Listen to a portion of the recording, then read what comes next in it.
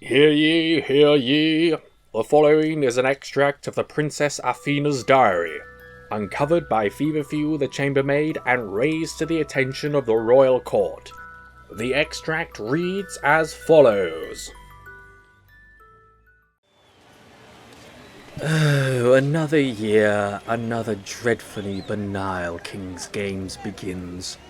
That tiresome elf Twen was there again this year, parading his arrogance around like he owns the kingdom.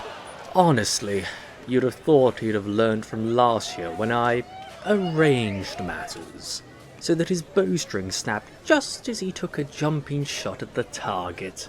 Such a vivid red mark on his face, and yet such a shame he stuck the landing. I wonder if he'll enjoy the greased platform this time.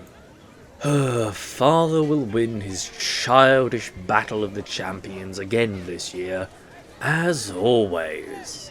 He essentially uses it as a holiday, but gods only knows what he does with the private session he holds with himself afterwards. The old soak probably just drains a bottle of grandfather's finest and plays Baldur's Bones with himself. Quite pathetic, really. Though that paladin who arrived for the games is rather dashy. Perhaps I'll have to arrange a private audience with him.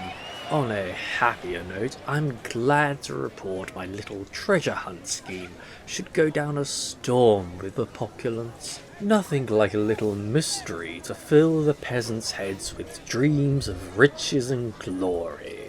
How they'll think they're so clever for figuring out the second clue is hidden in the midden pits, and how loud they'll scream when the rot grubs make their presence known. Oh, they'll recover. Probably. I do hope some of them endure and push on to collect their oh-so worthwhile prize. A few jars of my cheapest perfume. Then again, perhaps they'll be too disheartened to finish the hunt. Maybe I'll have to start slower next year.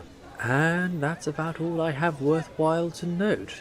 The royal court is so tiresome, full of silly little people with big ideas and even bigger egos, and I find myself running out of fresh games to play. I must have a talk with Mother. She's always such a fountain of ideas. And thus concludes the extract. The royal court is concerned about this evidence regarding the princess's apparent unacceptable behaviour and unseemly attitude towards her father, King Walderan. However, the court has been informed that His Highness has stated that he will see to this matter personally, and is now out of our hands. On to the next point of discussion. Have you ever wanted to explore the mysterious Feywild, a place where lines between friend and foe often blur, but you don't like the sound of the wild beyond the witchlight? Do you hunger for new subclasses to satiate your need to customize everything? Well, thank the almighty Elderbrain for creating the crown of the Oathbreaker, a Dungeons & Dragons 5th edition compatible adventure book that is ridiculously chock full of stuff. We're talking a 300-page adventure delving into the depths of the Feywild. We're talking new monsters. We're talking maps. We're talking loot.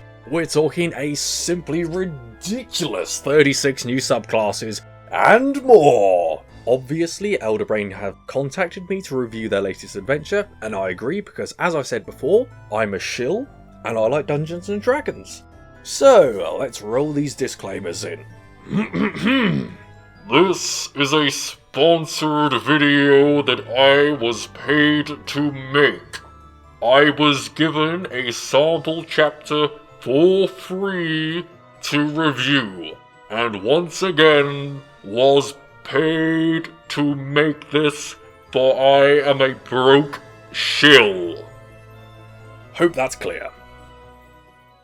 Now, as I said, I was given the first chapter of this adventure to review. However, I've run into a small issue And that said, I actually really like the cut of the adventure's jib, so, as a result, I don't want to spoil anything for anyone who's interested.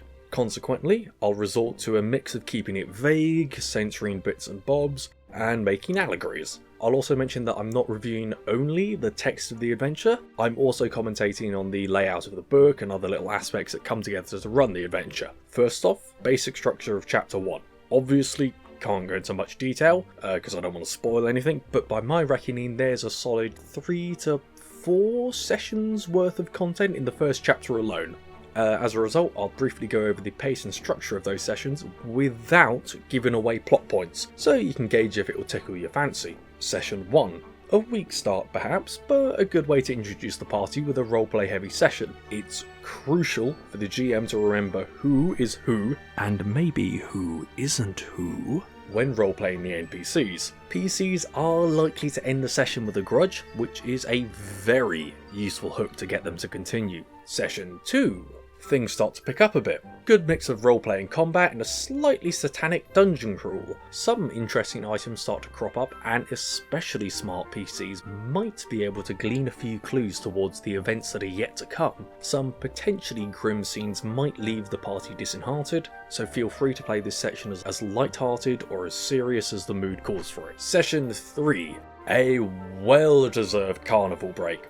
Bags of magical prizes to win in tests of skill, strength and wit. Interesting NPCs are bound to interact with. One wild goose chase might prove frustrating to all, however. Enjoy this session as you prepare for the next one, Session 4. Quite frankly, shit goes sideways. PCs had better get their thinking caps on, as there are some pretty useful clues here that might be missed by an unobservant party. And that is about all you'll squeeze out the first chapter, so let's go into what I like and what I think could use a little bit of tweaking. First off, the art is fantastic. All of the major NPCs and a healthy number of the minor ones have some great looking art, which can be shared with the players to set the scene, and prevents you from scrambling your head desperately to try and figure out what they're going to look like. Also amazing are the soundscapes. You've heard one at the start of this video. They are super immersive and available for free on the Elderbrain website. They are just superb. The plot is solid, and although I don't know the specifics of the rest of the adventure, if it's up to the same standards as this first chapter, I can tell it's going to be a good time.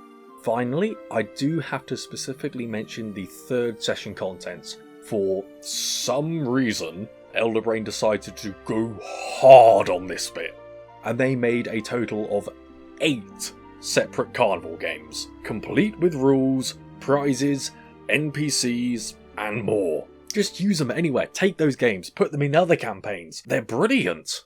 However, no adventure's perfect. Crown of the Oathbreaker is no exception to this rule. Although the plot is solid, it's nothing groundbreaking, so I'm not going to call it a must-play adventure. The book is mostly well laid out. You'll see the maps, you'll see the rooms, you'll see the plot points, the treasure, all that sort of stuff, but there are a couple of gripes. The maps, which are detailed, are a bit too small, so you're going to have to resort to drawing them out wherever you play, as opposed to playing straight on them or putting a PNG of them up on the screen. In addition to this, the layout of the sections can be a little confusing sometimes, and you'll need a couple of read-throughs to understand exactly what's going on, what NPC is interacting with which, that sort of stuff. The other issue is the adventure hook. It is quite literally you all meet in a tavern. I found no specifically stated way to tie in the backstory of the PCs with the adventure or old contacts cropping up, etc, etc. Of course, this is all fairly easily fixed with the session 0, but it would have been nice to kick things off with something a bit less than bog standard vanilla. Overall, the Crown of the Oathbreaker has a lot of promise. It might not blow you away, but it appears to be a well-presented, pretty rock-solid adventure that can be run with minimal tweaks. You can find a link to Elderbrain's Indiegogo in the description. If you like the sound of what I've been saying, do check it out. I do actually really like the adventure. As always, thank you to everyone who's watched this far. You are amazing. An even bigger thank you to my patrons. You lot are simply astounding. If you want to support the channel, do check out my Patreon.